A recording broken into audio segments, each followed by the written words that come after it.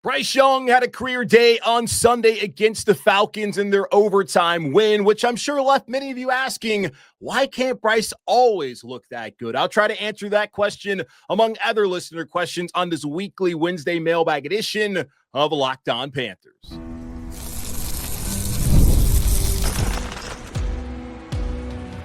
You are Locked On Panthers, your daily Carolina Panthers podcast. Part of the Locked On Podcast Network, your team every day.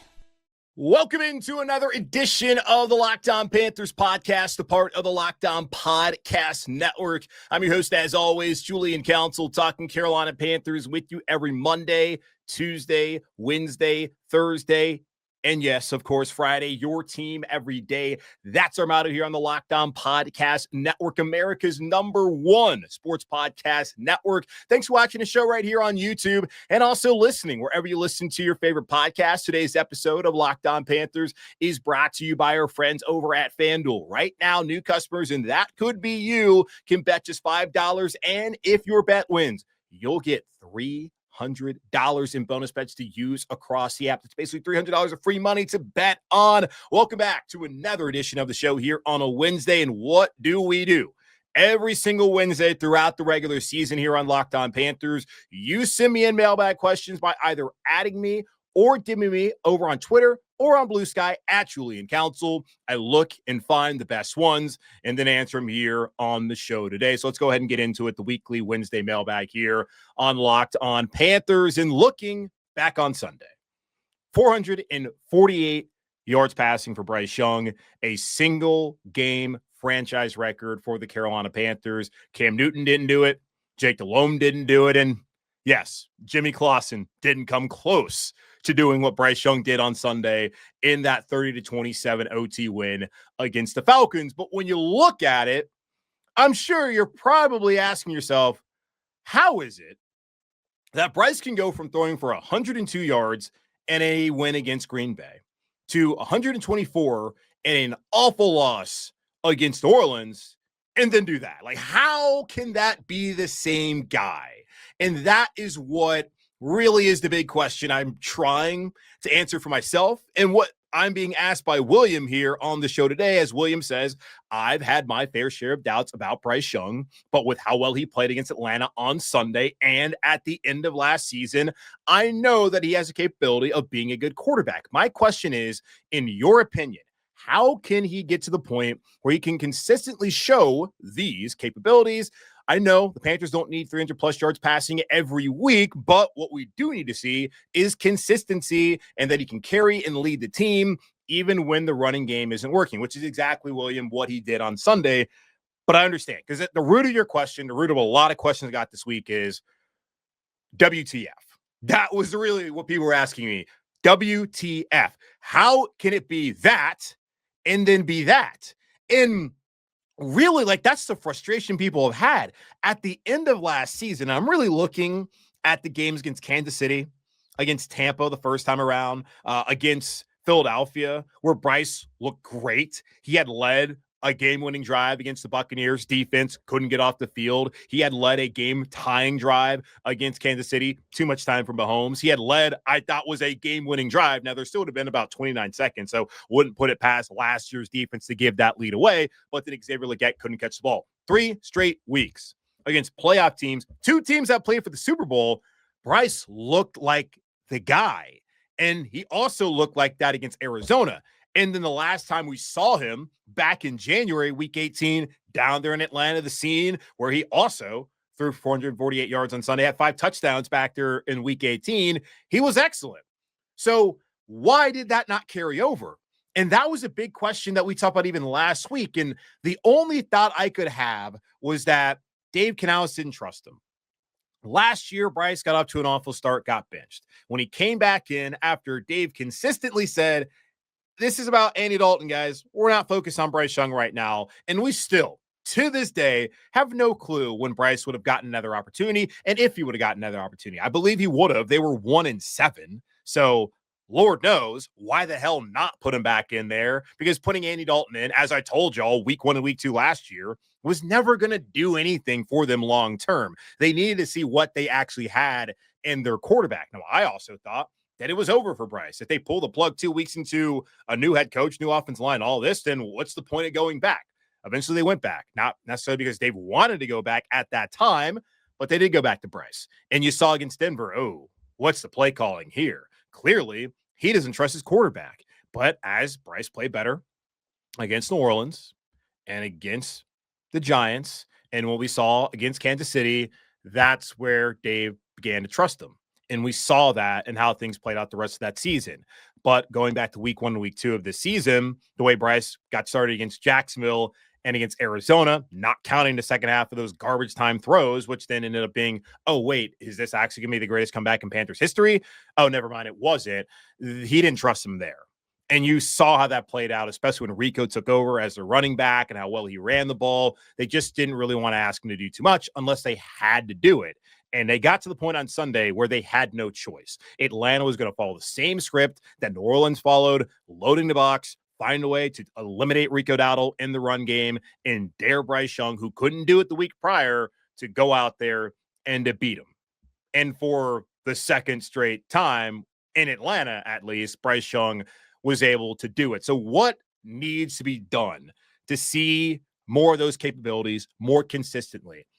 In my opinion, just going off of how can it be him throwing for less than 200 yards basically every single week in this offense to throwing for 448 yards, it's got to be the play calling. It's got to be Dave trusting him. And at some point in time, you have to understand, and maybe Dave did last week, that we're not going to be able to win games against New Orleans, against LA, against San Francisco, against Atlanta heading into Sunday, against Tampa, against Seattle, without allowing Bryce to just go out there, throw the ball. And if you lose that way, you lose that way. That's what he probably had to sit there and say to himself while evaluating things. But he's also said that they want to get people healthy. And Jalen Coker hadn't been really healthy. He finally got healthy. Xavier Legette, he wasn't right early on in the season. First 2 weeks, he was injured. Then he came back. He's been a little banged up every once in a while, but he had a good game. Tedero McMillan's been doing his thing all season long. So May and JT Sanders got some opportunities as well, and he's somebody who missed some time. So that's one of the things too. And I've asked those guys in the locker room, do you think once you all get back out there, we're going to finally see the offense pop in the passing game in particular? And everyone said yes, that they had confidence in this offense, that Dave said we just got to execute, that we're going to get there. We're all working to it. It's not just one guy. It's not Dave. It's not Bryce. It's not the offensive line, any in particular one of them, or any receiver. It's the entire unit doing what they need to do. And we saw that play out on Sunday. But I also have to imagine it can't just be everybody finally was healthy and on the same page as far as just the personnel. Has to also be what's being asked of the personnel, and in particular, the quarterback on Sunday. And some really great scheme things that Dave did by playing Tedero McMillan more in the slot and giving different looks to the defense they had done so far this season, him excelling in that area on Sunday. I just think that Dave's got to trust Bryce more, and that will then lead to maybe not 448 yards passing every week, but certainly more than 124, 102 kind of yard performances that we have become accustomed to, at least in the first half of the season. So it's second half of the year, maybe second half Bryce is officially back. Now over to Spencer, who asked me, was this the biggest statement game in Panthers history? Since I've started watching the Panthers in 2010, I cannot remember a game I felt prouder of after that than today, including the great playoff wins against Seattle and Arizona. To me, coming into this game, you had all the NFL world looking at saying, okay, Panthers, what kind of team are you going to be? After the Packers felt a little fluky because Bryce didn't play great. It was kind of scrappy and all that. Then last week they laid an egg, so on and so forth. Biggest statement game in Panthers history? Certainly not. Let's be honest, guys. It's a 3-7 Falcons team that you just beat. And it's a Falcons team you beat 30-0. I understand it's hard to beat an opponent twice. It's a divisional game, so that makes it even tougher. And it's the NFL. Totally understand all of that. But come on. They beat the Falcons. So it's not a statement for the Panthers. Probably more of a statement for Bryce Young in particular because of how poorly he played and that unit played offensively the week before in that loss against New Orleans. He was the one everybody was asking about last week on this show and throughout the week of whether he was the right guy. And he said, I went to his press conference on Wednesday last week, and I typically don't go in there because honestly, it's not like he says a lot that you're going to take away from and be like, that was really profound. No, really not. But he said he had a lot of belief in himself. He had trust in who he was. And I think every guy's going to say that at this point in time. You're going to have self-belief, because if you don't have self-belief, I don't know how the hell you get to the point where you're in the NFL other than just God-given ability, which is a major part of it anyways. But he talked about he has belief in himself. And we saw that play out. And I sat here last week and I was like, damn, like that is a kid when at Bama looked awesome. What we saw on Sunday was what I saw at Bama in that same building. That's what he did to Kirby Smart's defense. And I don't know, Raheem Morris, Jeff Holbrook, obviously in the NFL, but like Kirby Smart, pretty damn good coach. Bryce diced them up. Now, Kirby got him a month later in the national title game, that pick 6 by Keely Ringo. I get that. But Bryce shredded their ass in that building. He has had great games in Atlanta. So, like, the guy we saw Sunday is the guy I had seen against Tennessee in that shootout up in Neyland, and against Kirby, and against Texas, and all those other games. And I'd always wonder, like, where the hell is that guy? And then we saw it on Sunday. And we had seen it at other points of times here in Carolina. I guess it's college versus the NFL. It's Bama. We have every single advantage, at least used to, versus here in Carolina, where it feels like you have a lot of disadvantages. The owner, it wasn't a statement game for the Panthers. It was for Bryce. If we want to talk about biggest statement game in Panthers history, I don't know which one it would be. But certainly in 2015, the win against Seattle in the regular season on the road, that was a statement win. As I, again, was working up at ESPN at the time, no one was talking about the Panthers that entire fall. I remember just like being in screening, working on the night shows, and every single night, it's why is the NFC East so bad? It's like, guys, are we really focusing on how bad the Cowboys are again? How bad the Eagles are? How bad the then Redskins? Come on, like, why are we wasting our breath talking about all of this nonsense when Cam Newton is doing his damn thing? They're having photo shoots on the field every single Sunday giveaways. Like, why? So that was a statement win, I think. I don't know if it was the biggest statement win. That's probably a question better asked to Scott Fowler or Darren Gann. But as far as biggest statement game by maybe an individual player, maybe it was. But that was a hell of an effort by Bryce Young on Sunday, and a ton of credit to him. All right, let's take a quick pause, come back here, and I'll answer more of your weekly Wednesday mailbag questions right here on Locked on Panthers. Today's show is brought to you by our friends over there at Peloton. Look, folks, it's time to break through the busiest time of the year with a brand new Peloton cross-training Tread Plus that's powered by Peloton IQ. It's Peloton's most elevated technology and equipment yet that gives you real-time guidance, and it gives you endless ways to move, whether you want to work out by yourself or if you want to work out with your favorite instructor, like my personal favorite, Alex Toussaint. He always gets me fired up to tackle the day. And the thing I like about Peloton, it helps me achieve more in less times. They have features that help you plan, stay motivated, track your progress, and Peloton IQ also provides personalized workout plans and recommendations. That's something that I use right now during the busiest time of the year covering the NFL. They plan my workouts for me based on my mood, my vibe, and also my favorite instructors. So make sure you check it out and use it, because it also helps you correct your form in real time, and it maximizes your reps. It counts your reps so that you can do it smarter, safer, and more efficient. Let yourself run, lift, flex, push, and go. Explore the new Peloton cross-training Tread Plus at onepeloton.com. Back here on this weekly Wednesday mailbag edition of Locked on Panthers. Now over to Kyle, who asked, it's obvious that Carolina has a problem with creating pressure and getting the quarterback down, but how important to you are sack numbers? Because when you look at those sack leaders in the NFL right now, they are on the worst team. So I guess you're thinking in particular like players. But Myles Garrett has 15 sacks. Our old friend Brian Burns, I think, has 12 sacks now. Would have been nice to have him around, right? I get all of that.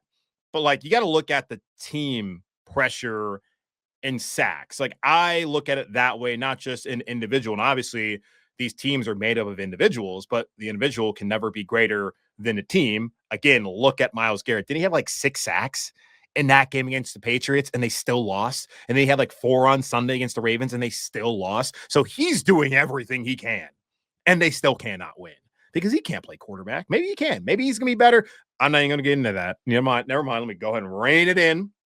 I'm not even going to say that. But looking at the Panthers right now, they're 28th in the NFL with 16 sacks, which is where they've kind of lived over the last couple of years, even when they had Brian Burns that last year.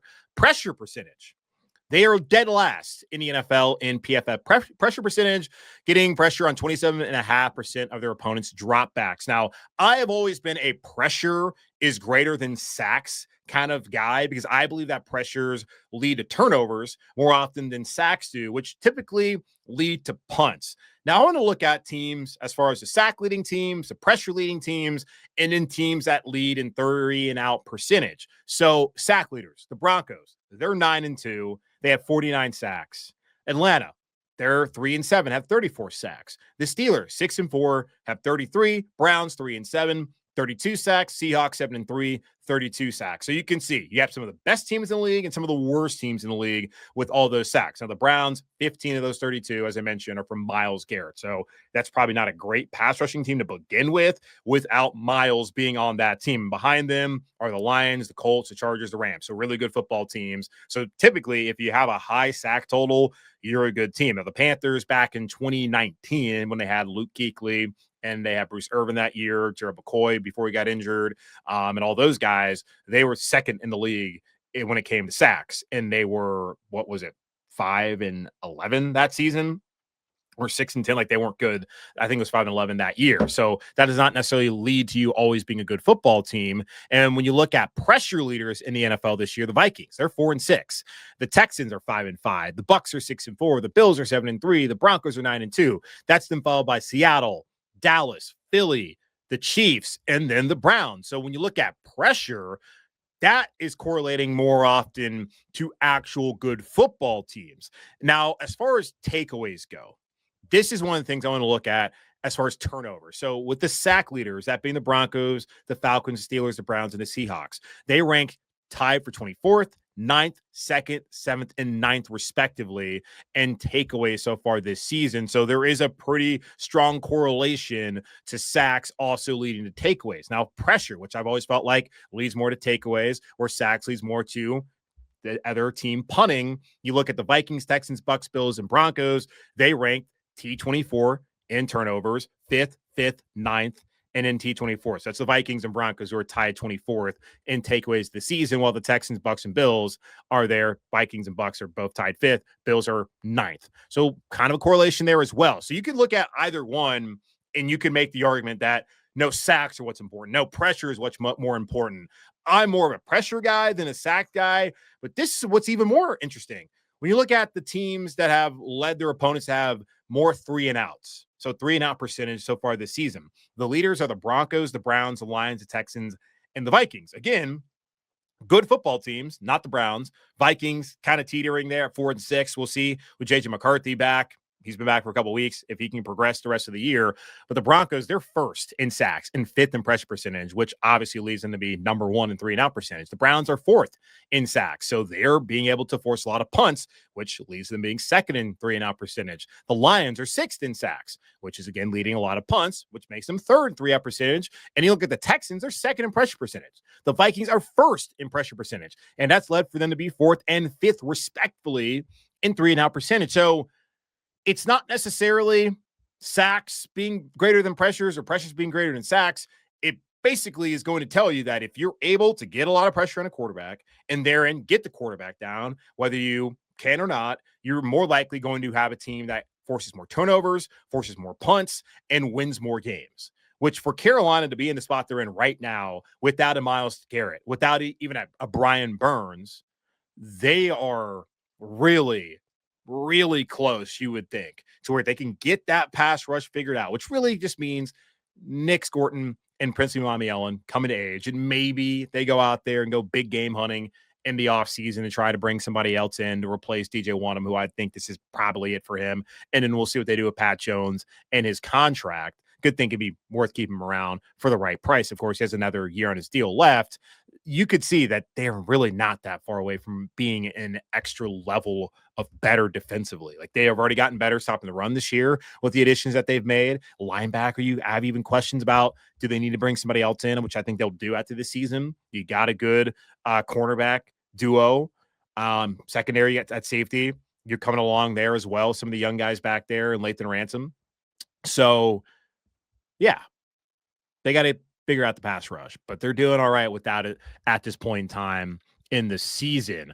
All right, let's do a quick pause. I'll come back here and answer the rest of your weekly Wednesday mailbag questions right here on Locked On Panthers. The NBA is back, and there's no better place to get in on the action than FanDuel, the official sports betting partner of the NBA. Even if you miss the start of the game or want to ride the hot hand, FanDuel has live bets on everything from who will score next to fourth quarter comebacks. Plus, you can even combine your live bets into a same-game parlay and for a shot at a bigger payout. It keeps every game exciting, especially when your team's making that late push. Right now, FanDuel is giving new customers, and that could be you, $300 in bonus bets when you win your first $5 bet. So it's this simple, guys. Just wait till Duke plays whatever cupcake they got on the schedule coming up and bet on Duke money line. And when Duke wins, you get $300 bonus bets. Now, you can't put that in your account to cash to your bank account, but you can use it to bet. So basically $300 of free money to bet on other winners the rest of forever, as long as you want to keep it around. So go ahead and do that. So head to FanDuel.com to sign up and play your game with FanDuel, the official sports betting partner of the NBA.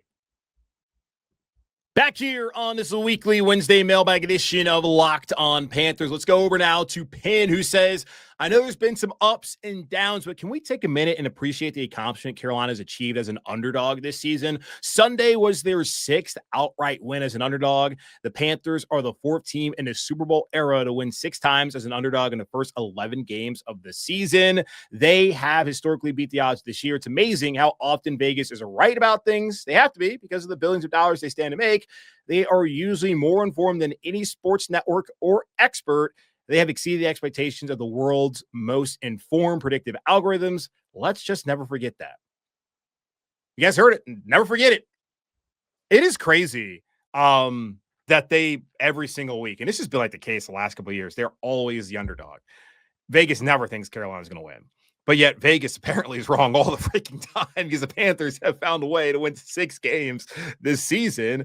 And it's amazing. And it's not just that they're winning as underdogs, they're also covering the spread more often than not. They've covered the spread 7 times this season. That's the most in the NFL.